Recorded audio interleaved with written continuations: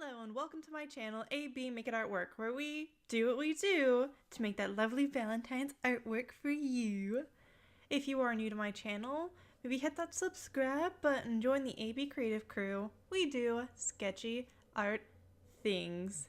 That's the heater just kicking on right now, but as you're probably aware of, I am doing Valentine's themed portraits. It is a Valentine's special where you can get a couple portrait with you and your partner, you and your best friend, your characters, or they can be OCs or your pets. And if you just want the two people in it, that is $10. It'll be monochromatic. This is only going to be lasting till Valentine's Day. And even on Valentine's Day, I will be doing a limited amount of portraits. I'm only going to be taking like 3 requests for those kind of portraits. This is a $10 deal for monochromatic couple portrait, your choice of red to purple pink hue. So a pink that is either warm or cool, whether it's more red or more purple, like this one's purple right now. Again, get on that deal because my usual prices for these is $20. So any additional people, pets, characters is like added above the two is another $5. So if like you want your pet with you and your friend, that's $15. Anyways, let's get on with the video. Today's another art rambles about relationships and loved and then lost. And you may be wondering what's up with this title, Love or Lust. Why you should know what you want from a relationship. And this really has to deal a lot with my second relationship and a lot of what I've been thinking about lately in regards to relationships and things that I can take from my past relationships that help to create a more healthy intimacy with my partner. So I'm going to be talking about how I met my second partner. I'm not going to give names because I don't really talk to this person anymore. Like the last time we talked was like 5 or 6 years ago, which is a long time ago. But last I checked, he was in some sort of weird open relationship. It's his personal stuff, like certain lifestyles, and I'm happy that he's happy with where he's at in life. I don't know. I hope good things for him. I hope good things for him. But this was my second person, and I'm still in the uwu furry teenager phase, like somewhere amongst emo and scene kids that are just super cringe. And it's like we all go through that stupid super cringe phase, so like don't pretend you didn't have it. But you probably didn't go through like the uwu cringe scene emo furry phase like I did. So we're probably going to refer to this person as White Fox, because that was their persona, a white fox, which if you know anything about the furry community, foxes are usually like the sleuths of the furry community. Or at least that's the stereotype. I don't know, everyone's pretty friendly there in the furry fandom. But anyways, how I met this person was kind of like my first partner. Actually, a lot of the people, except for my current partner, I either knew them in real life or I met them through Facebook. And how I met White Fox, or Arctic Fox, is that we were both in a furries friend and relationship group. So I thought it was really cute that he came onto this sort of like a dating furry mingling group for friends. He's like, I'm just looking for friends because I don't have a lot of friends that are in the fandom and I just kind of want to meet people and get to know them. I was like, this dude's fucking adorable. And I was like, I'm gonna send you a friend request. It's like, I'm a teenager. This is Facebook in its early years. I have no sense of stranger danger.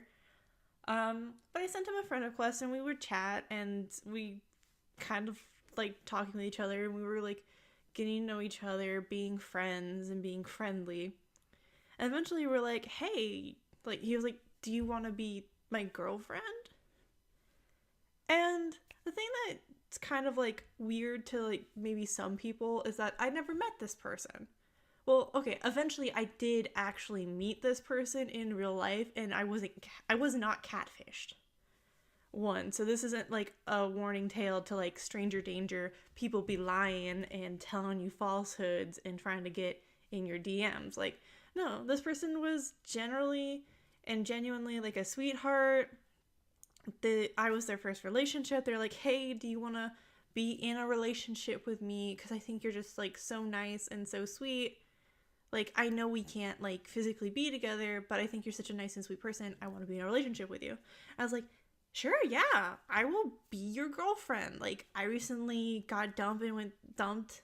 Well, not dumped. I recently had a really bad breakup. And yeah, I will totally be your girlfriend, Arctic Fox. And so we started our long distance relationship. And we were together for about 2.5 years, like off and on again. And the thing about long distance, if you don't know what that is like both parties in the relationship are a considerable distance away from each other. That's usually where the long and distance comes in. And sometimes they could have met in person beforehand, been together in person, and then had an instance where the other party had to move away, whether it was for work, life, whatever. Like, there's a while that with my husband, Marshall, we had to do long distance because he had to go to boot camp, and then he had to go to base, and I had to go finish college. So it's like, both parties are in separate areas that are not usually compatible for meeting up if they're like more than 8 hours apart, like 5 to 8 hours apart. And like, you'll usually communicate through like text, messages, emails, what have you. Like, sometimes you do it letters. That's what I did with my husband when he was in basic boot camp.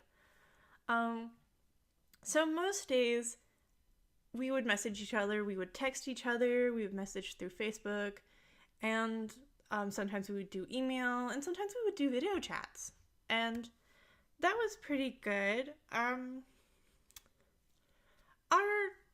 relationship was kind of okay for the most part. Like, he was a very sweet guy and pretty alright, but eventually, like, there were just things that weren't very compatible for either of us. Like, we found that the distance was very hard to overcome.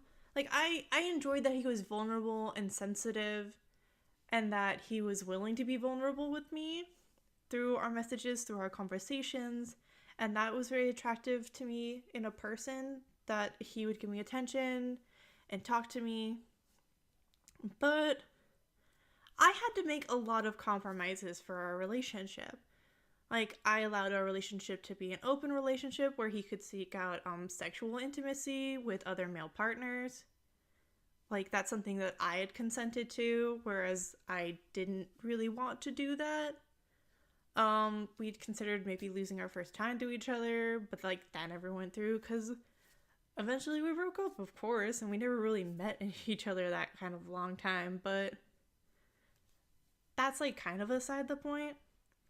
I just found that like there were times where he wasn't emotionally available to me, and sometimes he would completely shut down when I was like trying to talk to him about something, and he'd be like, I don't know why you're bothering me with this, and it's like, all you do is bother me with like all the bad things that happen. It's like, well, sorry. It's like, and as sweet as he could be, I don't think he was ready to settle for like his first crush, for his first lust for a person.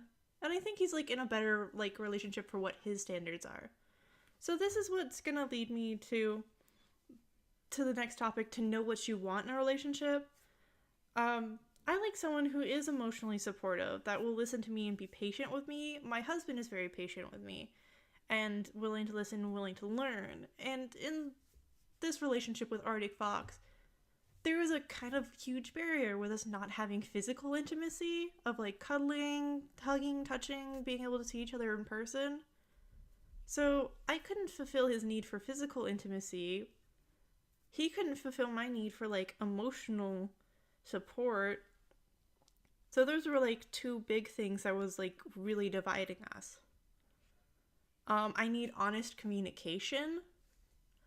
There were times where Arctic Fox did lie to me.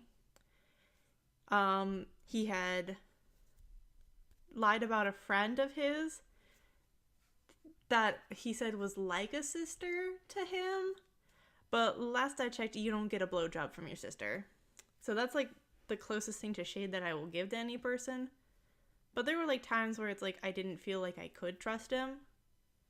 And eventually it was like a lack of trust and honest communication that was the final straw that broke the camel's back, that like ended the relationship. But that's for like next time's video. Have a secure identity in your roles in the relationship. Like, both of us didn't really have a clue what we were doing. Like, this was his first relationship. I was in love with the idea of being in love because, again, I'm like 15, turning 16, then being 17, hormonal, moody teenager going from foster home to foster home.